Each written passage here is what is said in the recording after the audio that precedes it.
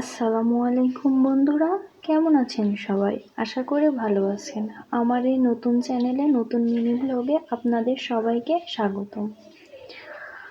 আজকে আমি আপনাদের সাথে শেয়ার করব একটি সহজ মজাদার রেসিপি। আজকে আমি বানাবো মুচমুচে কলার চিপস, যেটা খেতে অনেক মজাদার। চলুন দেখে নিই কীভাবে কি। প্রথমে আমাদের লাগবে কাঁচকলা। আমি প্রথমে কলাগুলোকে ছুলে ছুরির সাহায্যে পাতলা করে কেটে নেব। তারপর কলাগুলোকে পানিতে লবণ দিয়ে কিছুক্ষণ রেখে দিব, যাতে কলার কষগুলো বের হয়ে যায়। এরপর কড়াইতে তেল গরম করে পানি ঝরিয়ে কলাগুলো ছেড়ে দিব। এরপর কিছুক্ষণ নাড়াচাড়া করার পর লালচে ভাব দেখা গেলে কলাগুলো কড়াই থেকে তুলে নেব।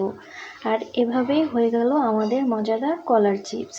এরপর চিপসের স্বাদ বাড়ানোর জন্য আমরা লাল মরিচের গুঁড়া ও লবণ মিশিয়ে নেব। আর এভাবে আপনারা বাসায় তৈরি করে দেখুন মজাদার এই চিপসটি।